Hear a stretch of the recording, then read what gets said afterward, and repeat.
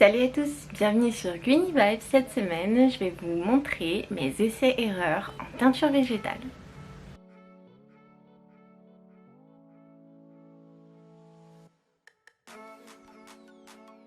Alors aujourd'hui, je vous propose de découvrir quelques essais que j'ai faits dernièrement avec plusieurs végétaux. C'est idéal pour une recette anti-gaspillage par exemple parce que la plupart des produits que j'ai utilisés sont des poudres ou bien des épluchures de légumes. J'ai essayé de réaliser 4 couleurs: le jaune, le vert, le rose et le bleu. En tâtant un petit peu avec mes connaissances et des réactions chimiques que j'avais pu voir se produire, j'ai pu avoir des résultats plus ou moins satisfaisants. Je suis encore à l'étape essai-erreur et j'ai donc commencé à teindre de la ficelle en coton car je voudrais les utiliser pour des projets de macramé.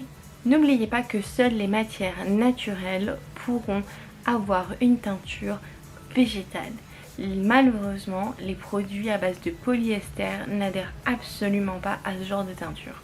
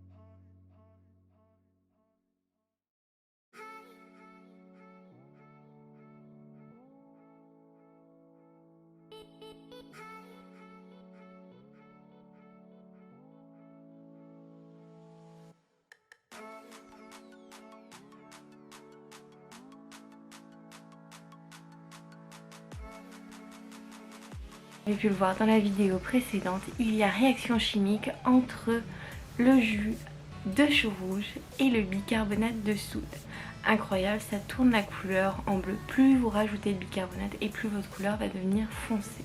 Et ce matin, en sortant ma ficelle du liquide bleu, j'avais une couleur plutôt claire mais bleutée, et maintenant en la laissant sécher toute la journée, eh bien c'est très fade. Donc on peut le voir que le pigment au séchage a complètement disparu. Néanmoins, je pense que mon erreur a été dans la quantité de produits que j'ai mis lorsque j'ai réalisé le bouillon avec le chou rouge. Je pense clairement que ce n'était pas suffisant, d'où le manque de teinture. En restant sur le chou rouge, pour la teinture que je n'ai pas modifiée, j'ai obtenu un rose très léger.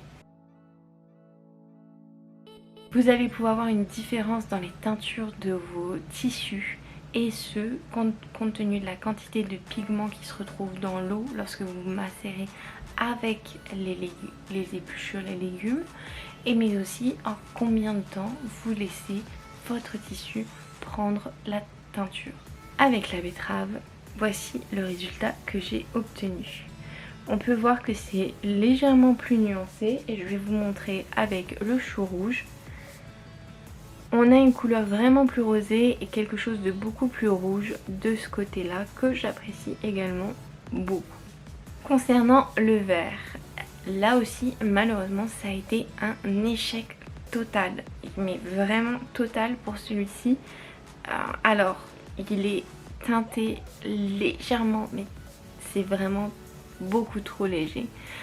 J'ai essayé une recette que j'avais découverte à base de jus d'épinard qui, je pense, encore une fois, la quantité de produits de base n'était pas assez suffisante dans l'eau de trempage. Ce qui fait que, forcément, pas assez de pigment, donc une teinture qui reste assez légère. Mais à essayer avec d'autres produits pour une prochaine fois. Et maintenant je vous reviens donc avec le grand succès de cette teinture, ça a été le jaune.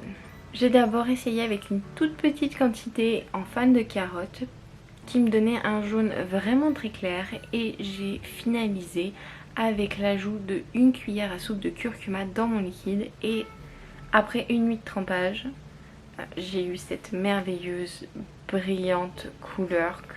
Ce que j'ai pu apprendre dans cette expérience, c'est que la quantité de produit est très importante selon de plus la quantité de produits que vous, la quantité de tissu que vous souhaitez teindre.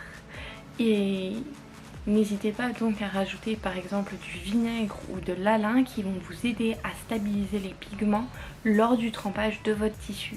Juste, je vous invite fortement à faire des essais à la maison sur une petite quantité avant de vous lancer sur un projet complet. Je n'ai essayé que quelques teintures avec ce que j'avais à la maison, mais par exemple tout ce qui est marc de café ou encore le thé vont vous donner des teintes marron, beige. Sachez aussi que les feuilles de certains arbres comme le noisetier et le chêne vont procurer eux des couleurs grises noires. Si vous en avez proche de chez vous, n'hésitez pas à aller glaner quelques feuilles et faire des expériences. Je vous reviendrai dans une autre vidéo concernant les teintures végétales où je vous proposerai d'autres teintes, mais aussi aller plus en profondeur avec peut-être, si possible, des indications de grammage pour vous aider dans vos projets.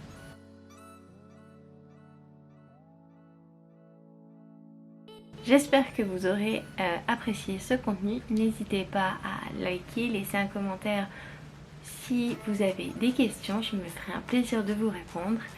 Et je vous dis à très bientôt.